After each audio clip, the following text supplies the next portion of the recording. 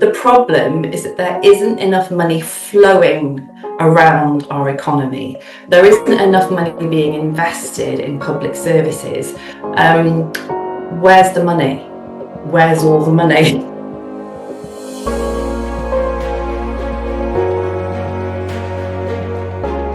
Hello and welcome to the For the Region podcast. I'm Dawn Lyle from For the Region, and today really happy to have Mary Sherwood on the call with us to talk about wellbeing economics. We're going to reflect on the recent Wellbeing Economy Festival of Ideas that we organised and hosted here in Swansea. And we're going to talk about the need for a wellbeing economy. Why is that need so urgent? Mary is an expert in lots of things, but in particular, she's an expert in understanding poverty. Mary, welcome. Lovely to chat to you. Introduce yourselves to our listeners. Well, thank you for having me, Dawn. I have a number of different roles in Swansea and further afield. So I work at Swansea Council for Voluntary Service as their Poverty Programmes Development Officer. I do a lot of work there with people with lived experience of poverty, trying to get their voices and opinions heard by people who design and deliver services. I have my own company, Fairer Future, which does facilitation, training and consultancy with a focus on UK poverty. I also work for Gower Power, which is a sustainable development cooperative, and really it's a community energy company. So after nearly 10 years of doing various different things in the general sustainability space, we finally acquired a solar farm and put it into community ownership. So we're hoping that eventually that will raise a community benefit fund that can be used to support local projects. So I was really pleased recently, Mary, to be able to co-host the opening panel discussion with you at the Festival of Ideas. We held a panel with Glenn Bowen from Compass, Rydian Davies from Welsh Government and Hugh Thomas from Hywel Dda Health Board about why we need a wellbeing economy and what that looks like here in Wales. So let's start there. I remember some talk about the economy in Wales, and I remember Glenn talking about visiting Blackpool and how Blackpool has declined over the last 20, 30, 40 years. And we've got towns like that in Wales also who've seen a big decline. And like the way that Glenn expressed it was that working class people no longer have the money to go on those kinds of holidays and keep those kinds of towns thriving. And that's a real shame, but also that speaks to, what do we really mean when we talk about poverty? So, we want everyone in the UK to be able to afford to have a holiday, even if it's a fairly modest holiday, like a long weekend in Blackpool. And in the 80s and early 90s, that was a perfectly respectable holiday for a working family to have, is to go and stay in a bed and breakfast. It was real Prestatyn, places like that I went to as a kid. And the fact is, you just can't stretch to that anymore. You just can't stretch to that. So these things which some people might consider to be niceties, but actually research shows that they are vital for health and well-being and feeling like you are included in society. For kids to have something to talk about when they get back to school in September, that they've done something, they've been away from home, and meeting different people, trying different things, seeing a different view out the window. All of this really does help to shape you. And it frankly isn't acceptable that we've got people on income so low that they just can't afford that. And what I'm still coming across far too often is people saying that poverty is the result of bad choices. If these families didn't spend so much on beer, fags and subscription TV, they could afford that weekend away. And it's really important for people to understand that when we are talking about, the poverty rate, the percentage of people that we count as being in poverty in Wales, that is by virtue of their level of income in relation to the median. It's not about what they've got left over after making bad choices. It's about the money that they have to begin with. And I can't stress that enough, Dawn. If I could just give people one little soundbite about understanding poverty in the UK, it would be that. And the expectations just seem to get lower and lower, you know. So the Joseph Rowntree Foundation does research every couple of years, asking people what they think should go into a basket of essential goods, services and experiences that we wouldn't want anyone in the UK to be going without. And of course that changes over time. And of course people will say, oh, I remember real poverty. I remember the war when we had rationing. Well, do you know what? I don't think a ration queue is all that different from a food bank queue, except the judgment and the stigma. That's what the real difference is. When everybody had to do with less, and there was a sense of solidarity, and it wasn't pleasant, but everybody really was in the same boat. And that isn't what we have now. Now we have stark inequality. The UK is a thriving country with a buoyant economy. We should be able to manage to have a society where everybody can have, a week away from home once a year, even if it's camping or staying at Butlins. We should be able to have, everybody having a hobby and everybody having a celebration on their birthday. And increasingly what we're seeing, especially for certain age groups and under 25s that are reliant on benefits, absolutely, they're taking a real hammering. They cannot afford anything above the bare minimum. And I hesitate to say that because sometimes they can't even afford that. For me, this is why I feel like advocating for a well-being economy is really central, because I think it's a social justice issue, it's an economic justice issue. That stark inequality that you talk about, for me, the only way we can tackle that is through a fundamental rethinking of who our economy is designed to serve, the economic systems that just happen without us thinking about them, but which drive inequality and worsening inequality. And when we're trying to tackle poverty, I think that's first starts with understanding poverty, which is where you come in and help people understand what the data actually means and what are the effective measures for sort of tackling poverty when you really understand it. But we can't tackle poverty without tackling the economic systems that create that inequality and that poverty. The problem really is that what we consider to be public services, public services funded out of taxation, seem to be being squeezed and squeezed and squeezed. Well, why is that when we have an increasing number of billionaires in the UK? And I mean, the idea of a billionaire is a hard thing to get your head around. Okay, so I've seen a couple of attempts online recently to help people get their head around how much we are talking about. So Zach Polanski recently said online, if we think back 1,000,000 minutes, it takes us to January 2023. And most of us can conceptualize that. We can remember what we were doing in January 2023. If we go back 1,000,000,000 minutes, that takes us to the Roman Empire, right? So like a millionaire and a billionaire are not the same thing. They are not the same thing at all. Rocio Cifuentes, our children's commissioner here in Wales, she remarked once, I think we should be talking less about the poverty problem and more about the greed problem, more about the wealth problem, the rich problem. The problem is that there isn't enough money flowing around our economy. There isn't enough money being invested in public services. Where's the money? Where's all the money? This is what I like to say. Where's all the money? The money is basically being hoarded by people who could never even spend it.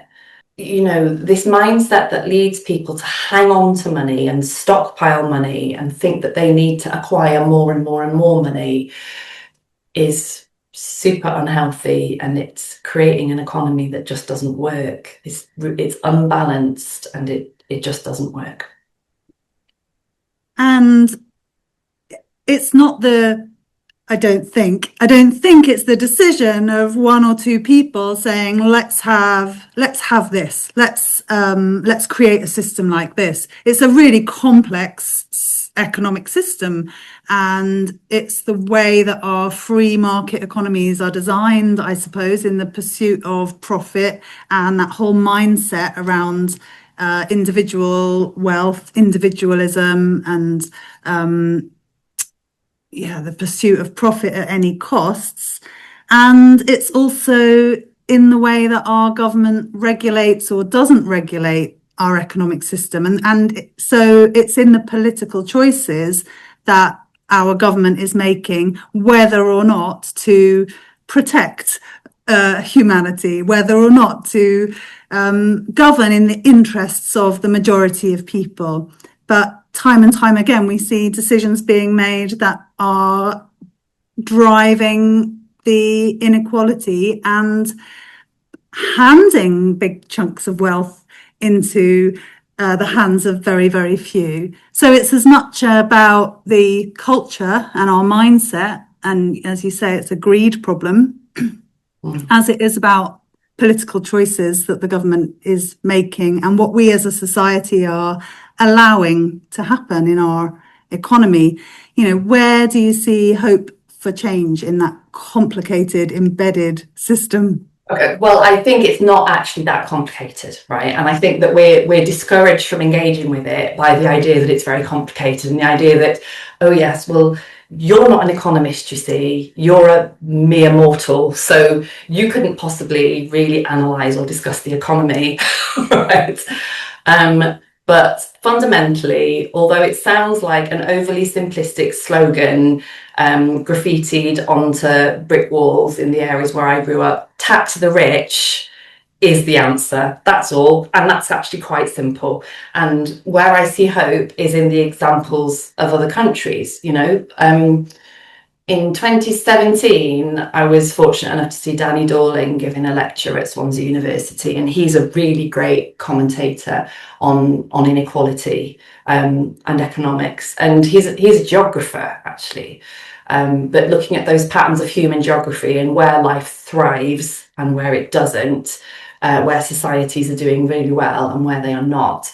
And he wrote a really great book called The Equality Effect, which showed that countries with a flatter income distribution, where more people were broadly on the same income level, rather than having these spiky extremes of wealth and poverty, they do better on every measure of well-being and of success as a society, really.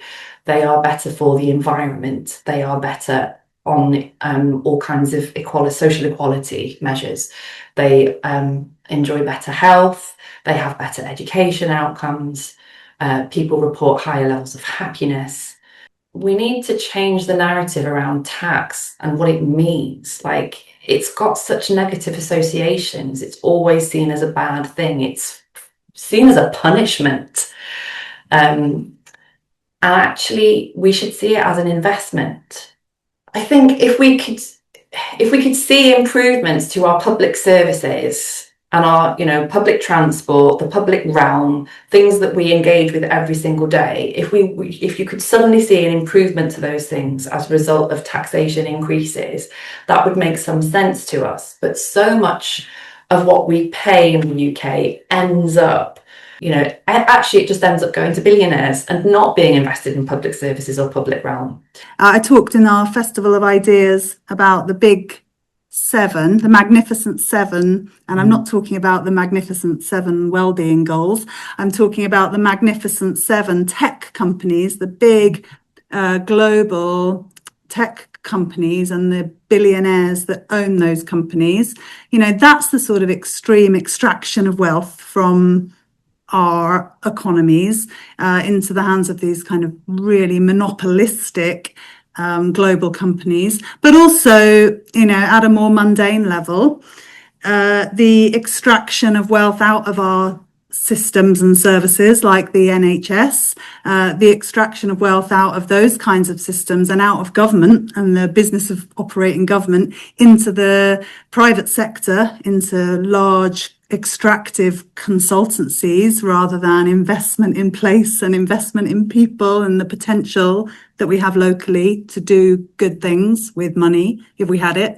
But we don't have it because decisions that have been made that just extract money out of communities. So that brings us round to, I suppose, more empowering conversations about, okay, well, what can we do and what are we doing? There's loads of good stuff happening across Wales and across the UK, under banners like community wealth building and community asset building, community ownership.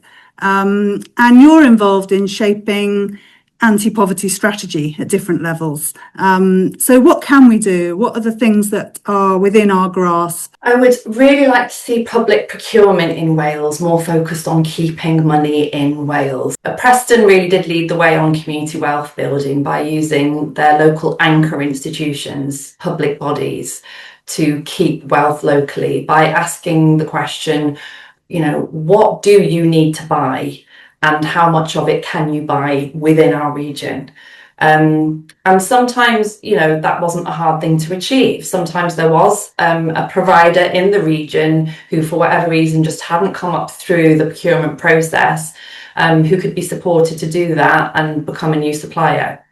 Sometimes there was a more long-term approach where there needed to be, where businesses needed to be created to fill the gaps in supply chains that public bodies needed.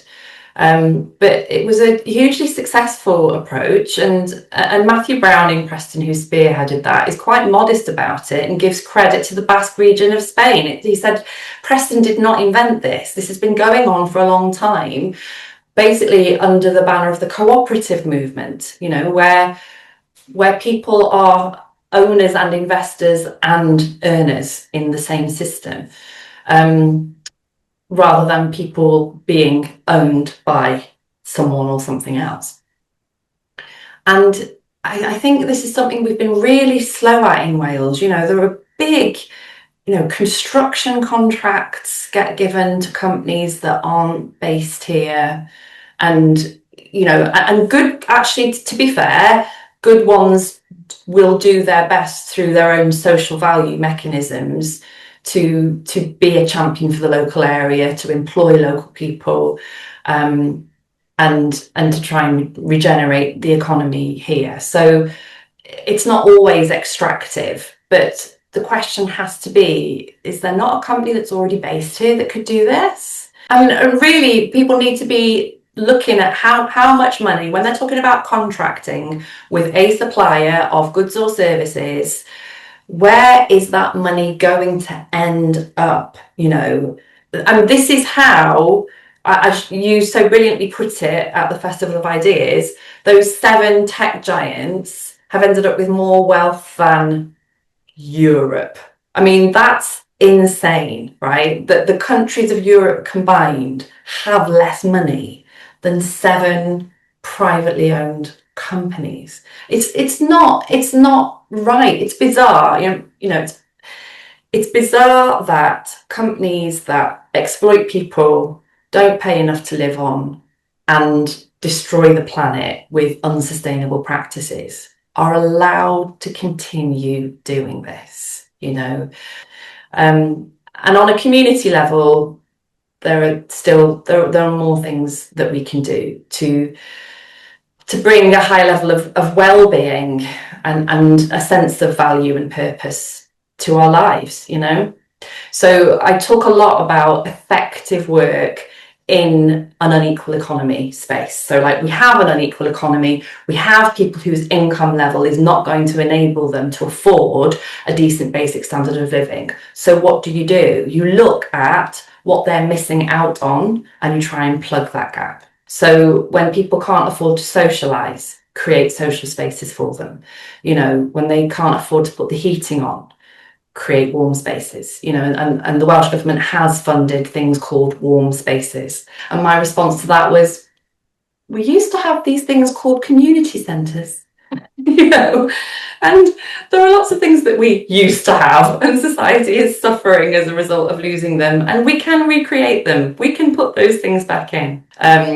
Babysitting circles, lift share schemes. I tell you, Dawn, I am insured on 4 different people's cars around Swansea. I don't own my own car. I can normally find a car to borrow. There are ways of plugging gaps at the community level and helping people to afford things and access things which on their own they wouldn't be able to do. And what part of what we need to do is to challenge the individualism. It's a culture of individualism, has been created by neoliberalism, but also keeps thriving because of neoliberalism. So a way to try and break the stranglehold of neoliberalism is just to be more collective, is just to open, our lives up to other people and think more about community. And I like what you say about universal services and things that government and local authorities can do around providing free transport and community-owned energy solutions to relieve people of living costs and to provide those things collectively for us to share. So tell me what you are excited about and what you are working on as we come to the end of 2025 and into 2026. I'm really excited about a project that I'm working on at SCVS called the Poverty Insight Lab.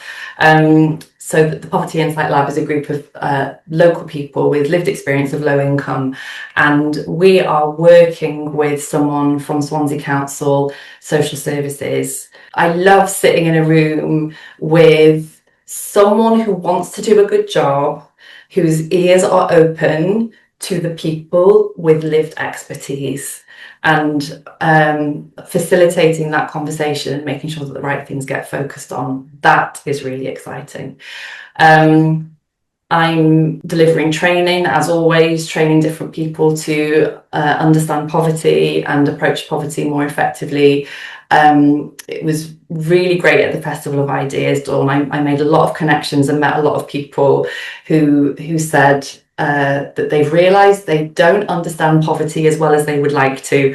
It's great. It's great when people come up to you afterwards and say, "You've made me realise there's a gap in my understanding," because a lot of what I talk to people about is things that they didn't know they didn't know.